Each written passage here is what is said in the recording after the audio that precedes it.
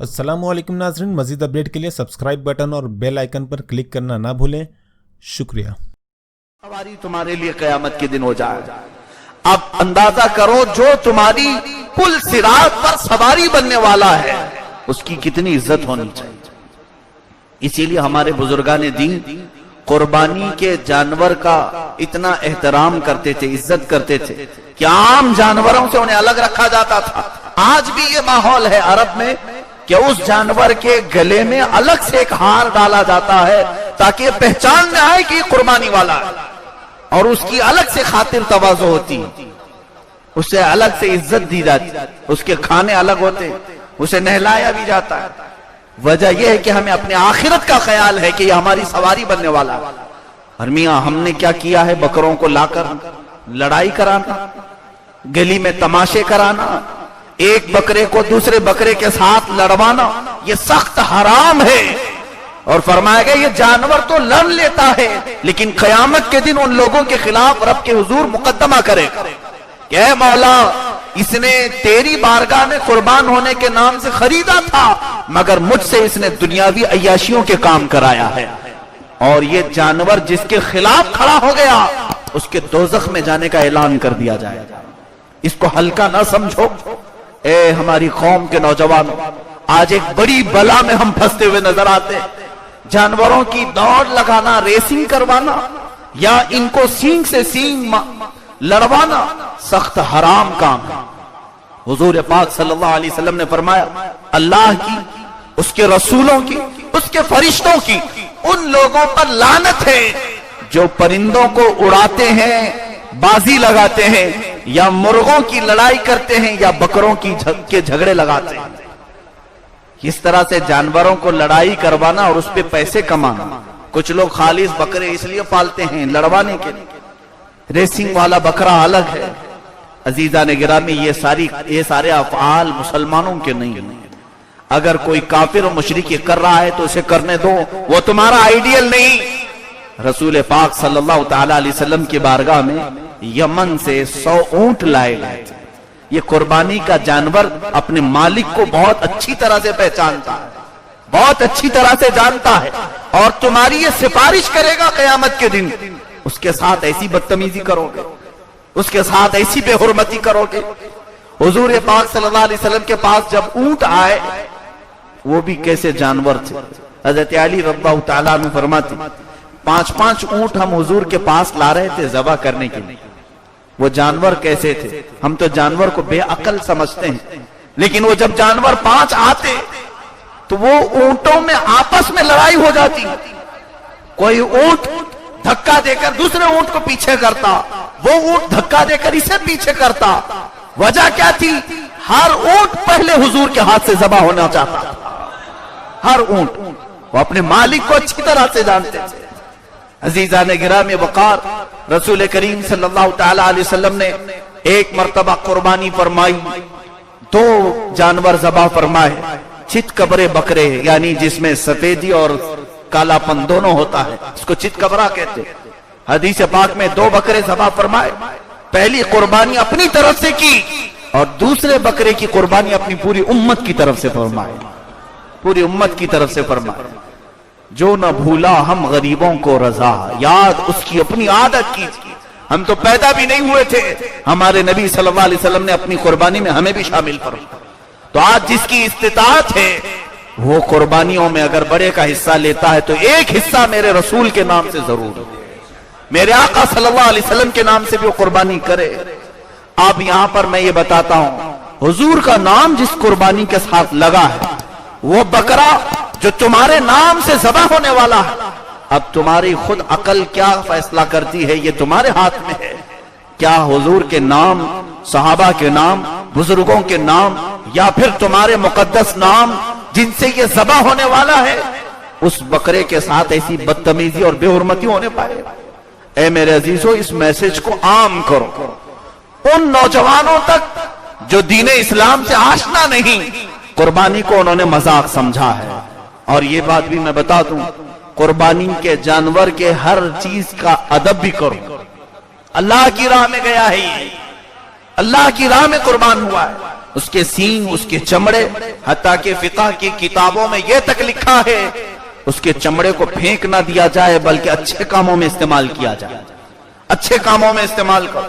اب تو ہماری وہ کیفیت نہیں رہ گئی کہ چمڑے کو دباغت دے کر کے ہم یوز میں لائیں، ہماری حیثیت نہیں، اس لیے ہم بیچ دیتے ہیں۔ ورنہ پہلے یہ ہوتا کہ قربانی کے جانوروں کے چمڑوں کو بیچا نہیں جاتا تھا بلکہ انہیں دباغت دے کر سکھا کر ان کو اچھے کاموں میں استعمال میں لایا جاتا تھا، مسجد کے کاموں میں اور بھی نیک کاموں میں لایا جاتا۔ قربانی کے جانور کا اتنا ادب کیا کرتے، اور جو سینگ یا اس کے پیٹ کی چیزیں نکلتی اسے دفن کر دیا جاتا تھا، سڑکوں پر گٹر نالیوں میں پھینکا نہیں جاتا۔ یہ تمام چیزیں تو ہم نے یکسر ختم کر دی، اور یہی ساری چیزیں ہیں جو آج غیروں کو ہماری طرف انگلی اٹھانے کا موقع ملا۔ تم قربانی کا ادب کرو، پھر دیکھو اللہ تعالیٰ تمہارے لیے کتنے راستے کھولتا ہے، کتنے راستے کھلتے چلے جاتے ہیں۔ خون میں لت پت ہو کر سڑکوں پر نکلنا یا دوسروں کو دکھانا، چاقو اور چھری لے کر لوگوں کو ڈرانا دھمکانا، یہ سخت ترین اعمال ہے۔ مدینہ طیبہ میں ایک صحابی رسول، وہ تو تلوار رکھنے کا موقع تھا اس زمانے میں، وہ تلوار ایسے لٹکائے ہوئے بغل میں آ رہے تھے، تلوار کی انیم نوک جو ہے اس طرح سامنے کو لٹکی ہوئی تھی۔ حضور پاک صلی اللہ علیہ وسلم نے دیکھا اور اس صحابی سے کہا کہ تلوار کو الٹا کر لو، تلوار کی نوک پیچھے کی طرف کر لو۔ اس وقت لٹکانے کا طریقہ ایسی تھا، کندھے پر لٹکایا جاتا تو تلوار ایسے لٹکتی کہ اس کی انیم، اس کی نوک سامنے کو ہوتی۔ حضور پاک صلی اللہ علیہ وسلم نے منع فرمایا اس طرح تلوار نہ لٹکاؤ۔ اس صحابی نے پوچھا کیوں یا رسول اللہ؟ حضور فرماتے ہیں مجھے یہ پسند نہیں کہ تلوار کی نوک کسی مسلمان کی طرف ہو رہی ہو، تلوار کا سرا یا انیم کسی انسان کی طرف ہو۔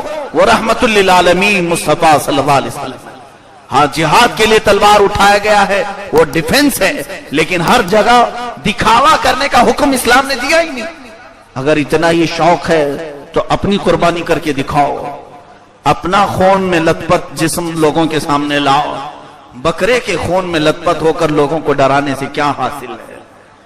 بکرا وہ بھی ذبح ہوا، اس کا نقلی خون لے کر کپڑوں پر لگایا اور ادھر ادھر ناچ رہے ہیں۔ اگر تھوڑا بہت تمہیں قربان ہونے کا شوق ہے تو جاؤ ان راستوں پر جہاں تمہاری قربانی کی ضرورت ہے۔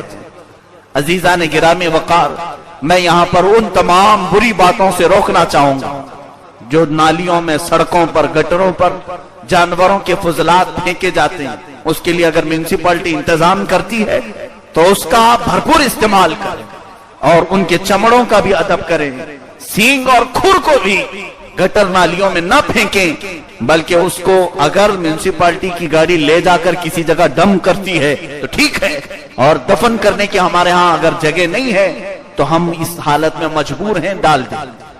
یہ تمام آداب جب تک قربانی کے ہمارے اندر نہ آئیں گے، قربانی کے فائدے ہمیں نہیں ملیں گے، قربانی کی جو برکتیں ہیں وہ نہیں ملیں گی۔ ساتھ ہی آخری باتوں میں یہ بھی عرض کروں گا، قربانی کا گوشت یقیناً ہم سب بڑے شوق سے کھاتے ہیں، لیکن اس میں سب سے پہلا حصہ ان غربا اور مساکین کا ہے، اور کسی غریب کو گوشت نہیں پہنچا تو سارے لوگوں کی قربانی مشکوک ہو جائے گی، معلق ہو جائے گی۔ ایک بیوہ یا ایک یتیم گوشت لینے سے رہ گیا اور اس کے دل سے دکھ بھری آواز رب تک پہنچ گئی تو ساروں کی قربانی بیچ میں لٹکا دی جائے گی، قبولیت کے مقام پر نہیں پہنچے گی۔ اس لیے سب سے پہلا حصہ ہے ان لوگوں کو تلاشو اور ان تک پہنچاؤ۔ اور آپ تو سال بھر گوشت کھاتے ہی رہتے ہیں، کون ہے ہم میں جو نہیں گوشت کھاتا ہے؟ سب کھاتے ہیں۔ اگر قربانی کا گوشت ان فقراء اور مساکین تک پہنچ جاتا ہے۔ اور ایک بات میں نے یہ بھی پڑھا، کئی فرشتے آزمائش کے لیے اترتے ہیں کہ اس کے دل میں خیرات کا جذبہ ہے یا نہیں۔ فرشتے گوشت نہیں کھاتے، کوئی چیز ان کو ضرورت نہیں، فقط آزمانے کے لیے۔ اس لیے کسی کے ساتھ برا برتاؤ نہ کریں، جتنا ہو سکتا ہے وہ گوشت ضرور عطا کریں، اور نہیں ہے تو کوئی بات نہیں۔ اور کچھ لوگوں کی عادت یہ کہ چربی، ہڈیاں، چھیتڑے سب الگ رکھیں تاکہ یہ غریبوں کو دینے کے لیے۔ معاذ اللہ رب العالمین۔ ایک بات یاد رکھو، غریب اور فقیر کو جو چیز دی جاتی ہے میرا رب فرماتا ہے وہ فقیر لیتا ہے در حقیقت ہاتھ میرا ہوتا. تم دیکھو تمہارے رب کو تم کیا دے رہے ہو. یہ حدیث پاک میں بنی آدم جو خیرات کرتا ہے فقیر کو سامنے فقیر ہوتا ہے دست قدرت اللہ کا ہوتا ہے. میں لیتا ہوں اس کی خیرات اور میں پالتا ہوں اس کی خیرات. رب فرماتا ہے تم سوچو کہ تم اپنے رب کو کیا دے رہے ہو. اس چیز کا ہمیشہ میں خیرات کے معاملات میں بھی اس کو بیان کرتا آیا. اللہ کی بارگاہ میں دینے والی چیزیں اچھی ہاں ہمارے کھانے کے لیے اگر کمتر بھی رہ گئی تو کوئی حرج نہیں. ان تمام چیزوں کا خیال رکھیں قربانی کی برکتیں ضرور ملیں گی. لیکن ذبح کے وقت اس سال یہ نیت ضرور کرنا کہ اے خالق ارض و سما، اے خلاق کون و مکان، میرے اندر جتنی بری عادتیں ہیں میں اس قربانی میں اسے ذبح کر رہا ہوں. عید قربانی ہے، عید قربانی